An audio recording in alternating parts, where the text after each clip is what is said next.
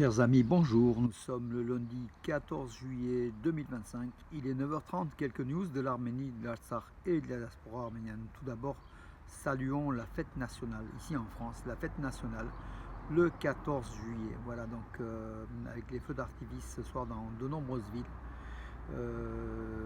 C'est la fête ici, donc en France. Et c'est la France qui est aussi le phare de l'humanité, en fait, hein, qui a démontré par la prise de la Bastille, par la révolution de 1789, avec des valeurs de liberté, d'égalité et de fraternité. Bravo la France, nous sommes fiers de la France, nous soutenons la France amie de l'Arménie. Le 22e festival international du film arménien, le Golden Apricot, donc l'abricot d'or, a débuté hier à Yerevan. Voilà, 22e édition, c'est quand même c'est pratiquement bientôt un quart de siècle, hein, que ce festival a lieu, souvent au festival Moscou, donc place Charles Aznavour à Yerevan. Voilà, hier c'était l'ouverture de ce festival. L'Arménie va recevoir une aide de 1,7 million de dollars du Japon pour moderniser son système de surveillance et de la qualité de l'air. Donc voilà, le Japon qui aide l'Arménie. Par contre, les producteurs de fleurs arméniens sont durement touchés par les restrictions russes à l'importation. L'Arménie exportait beaucoup de fleurs vers le premier marché, donc vers la Russie. Et la Russie semble aujourd'hui prendre des mesures de restriction pour l'importation de ces fleurs d'Arménie et puis d'autres pays. Hein. Mais l'Arménie qui avait aussi misé beaucoup de son industrie, de son agriculture, sa production, sur justement des serres qui fournissaient des millions et des millions de fleurs sur le marché russe et d'autres marchés. Voilà mes amis, je regarde s'il y a encore une ou deux informations. Oui, la Turquie continuera de soutenir les efforts visant à rétablir la paix dans le Caucase, déclare Erdogan. Mais la paix dans le Caucase, selon comment le processus, selon la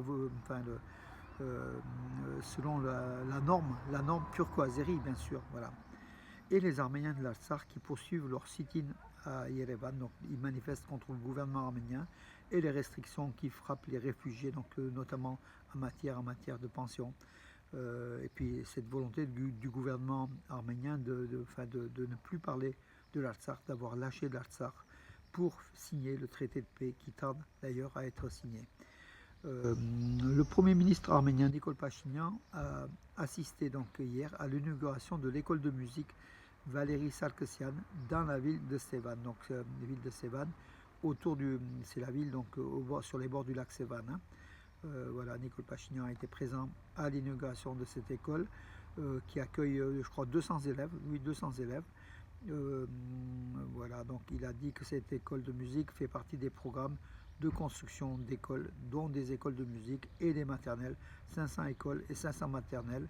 C'est le but du gouvernement arménien. Voilà, donc 300 écoles et 500 maternelles. C'est ce qu'a indiqué Nikol Pachinian, le gouvernement arménien mise beaucoup sur l'éducation. Donc oui, l'école de Sevan, l'école de musique, accueillera 230 élèves. Elle a été en partie donc construite grâce au fonds arménien, hein, le Restan Himnatram, le fonds arménien de France, qui a aussi contribué à la construction du bâtiment. Le gouvernement arménien s'est occupé d'équiper donc les instruments de musique, les systèmes tous les systèmes d'agencement de cette école de musique. Bravo à l'Arménie qui avance à ce niveau-là, en tout cas. Alors, Alan Simonian, le président du Parlement arménien, est en France, vous le savez. Donc hier à Paris, il a été reçu par son homologue français, la française, la présidente de l'Assemblée nationale de France, Yael Braun-Pivet, qui l'a reçu. Donc les discussions ont porté bien sûr sur les relations entre l'Arménie et la France, entre l'Arménie et l'Union européenne et la coopération interparlementaire, voilà, entre l'Arménie et la France, entre l'Arménie et l'Europe. Voilà, ils ont aussi discuté du plan de paix, donc de la situation régionale en Arménie. Voilà, de quelques avancées, quelques signatures, quelques documents de plus qui nourront davantage les liens entre Paris et Yerevan. Alors était présent l'ambassadeur de France en Arménie, puis l'ambassadeur d'Arménie en France, hein, Arman Khachaturian, à cette rencontre qui est importante pour l'Arménie, je dirais une de plus. Donc Sloan Fars, c'est l'agence de la télévision, en fait, de la chaîne iranienne de Telegram, Fars. Erdogan qualifie Tabriz, donc la grande ville d'Iran, du nord-ouest de l'Iran, Ispahan et Téhéran comme des centres de civilisation turque. Voilà, donc une façon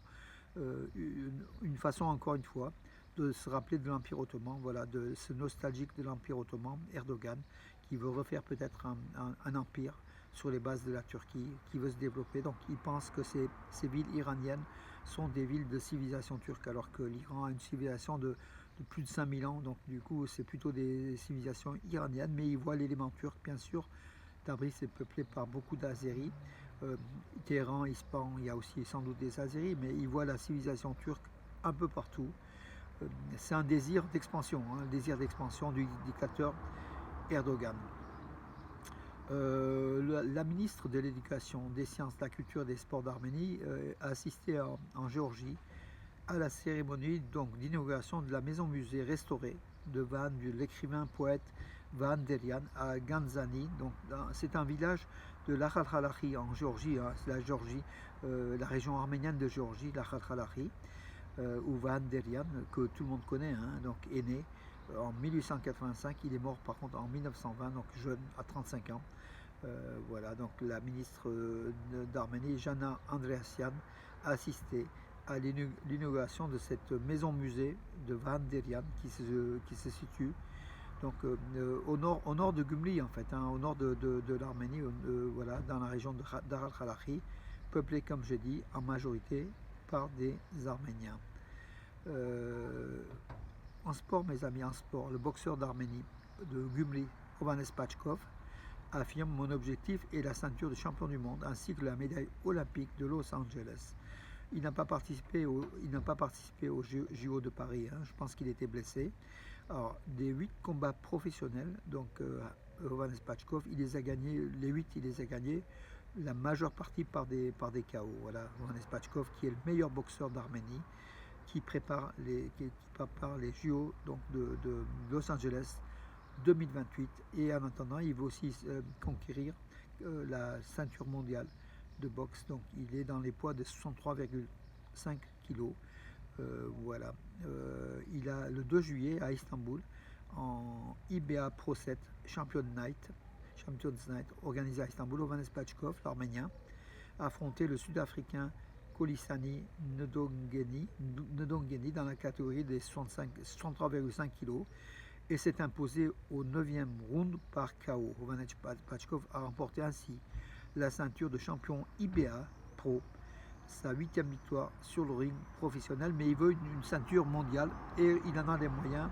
Ovanes Pachkov, qui est un puncher qui est très explosif, un joueur très tactique et très explosif et qui gagne beaucoup de ses combats. Bravo, bravo à Ovanes Pachkov, bravo à l'Arménie qui gagne.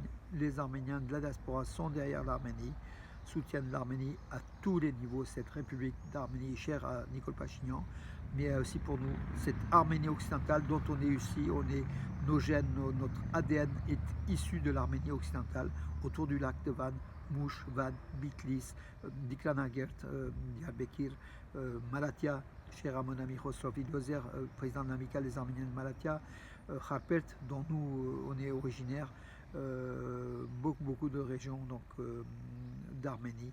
Voilà, l'Arménie occidentale, c'est ça aussi l'Arménie, mes amis. Voilà, bon, un bon 14 juillet et je vous donne rendez-vous à demain, mes amis, et bonne journée ensoleillée et chaude. Voilà, bonne journée.